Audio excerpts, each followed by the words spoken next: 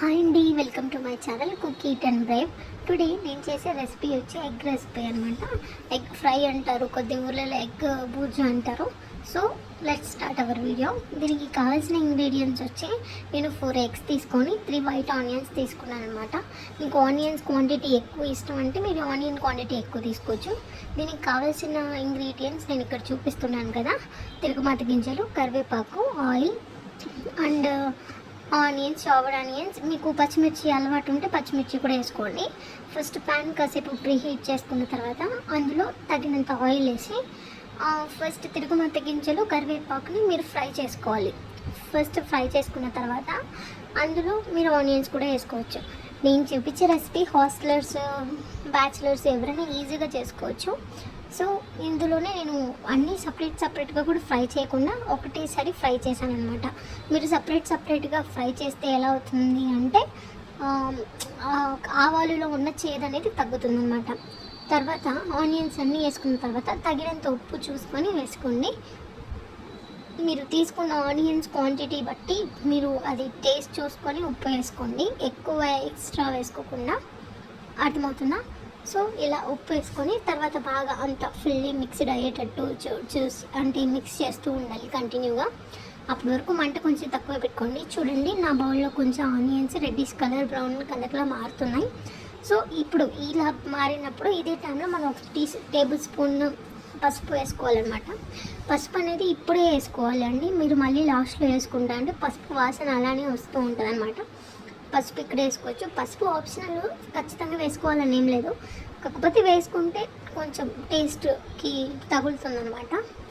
So ఇలా అంతా బాగా హీట్ అయిన తర్వాత మంచిగా ఫ్రై చేసుకోండి. ఒక 30 మినిట్స్, ఒక 15 మినిట్స్ వరకు హై మంట మీదే చేసుకోండి. తర్వాత కొంచెం మంట తగ్గించుకొని లోగా పెట్టుకోండి. తర్వాత ఇప్పుడు మనం నెక్స్ట్ మెయిన్ పార్ట్ ఎగ్స్ అనమాట. ఎగ్స్ వేయాలి అన్నప్పుడు ఆనియన్స్ మీద వేసేస్తే ఎగ్ అనేది ఉడకదనమాట. సో మీరు ఇలా ఎగ్స్ తీసుకొని ఆనియన్స్ని 4 సైడ్స్ కార్నర్కి జరిపేసి ఎగ్స్ వేసుకోండి. తర్వాత ఎగ్స్ మధ్యలోనే స్మాష్ చేసేయాలన్నమాట. నేను ఇందులో చూపిస్తున్నట్టు ఫస్ట్ ఎల్లోవి సపరేట్గా స్మాష్ చేసి ఇది మాత్రం సిమ్లో పెట్టుకొని చేయాలండి. ఇలా ఎగ్స్ని మిక్స్ చేస్తూ రోల్ చేయాలి అనమాట. రోల్ చేస్తూ తర్వాత కలుపుకోండి. ఇలా మీరు ఇది మెయిన్ క్రూషియల్ పార్ట్ అండి. మీరు కలుపుకునేటప్పుడు అది ఎలా ఉండాలి అంటే పొడిగా అవ్వాలన్నమాట. ఎగ్ అతుక్కొని బంకగా ఉంటే మీకు నీచు వాసన అలా స్మెల్ వస్తుంది అనమాట. అలా ఏం లేకుండా బాగా ఒక 2 మినిట్స్ అలానే వదిలేసి తర్వాత కలపండి. అది మీరు కలిపితే ఎలా ఉండాలి అంటే గరిటె కతుక్కోకూడదు, విడివిడిగా పీసులుగా సపరేట్గా వచ్చేసేలా ఉండాలన్నమాట.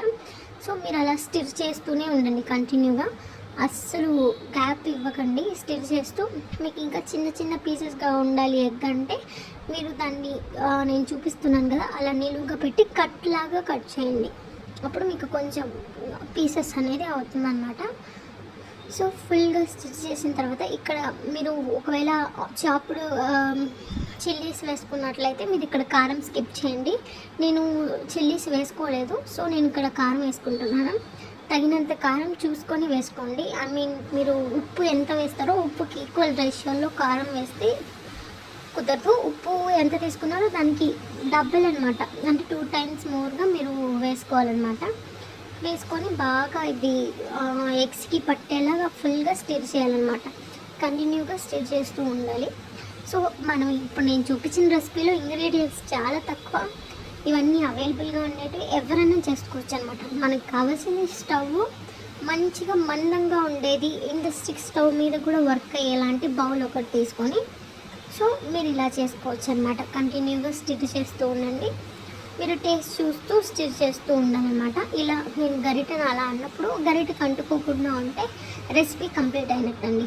చూడండి, నా రెసిపీ కలర్ కానీ టెక్స్చర్ కానీ మారిందనమాట.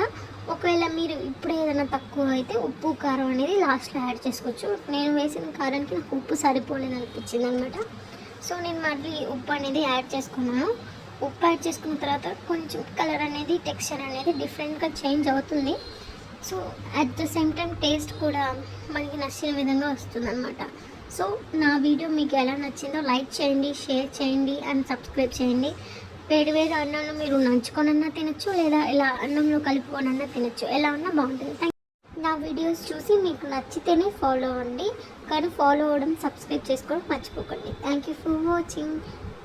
ఎంజాయ్.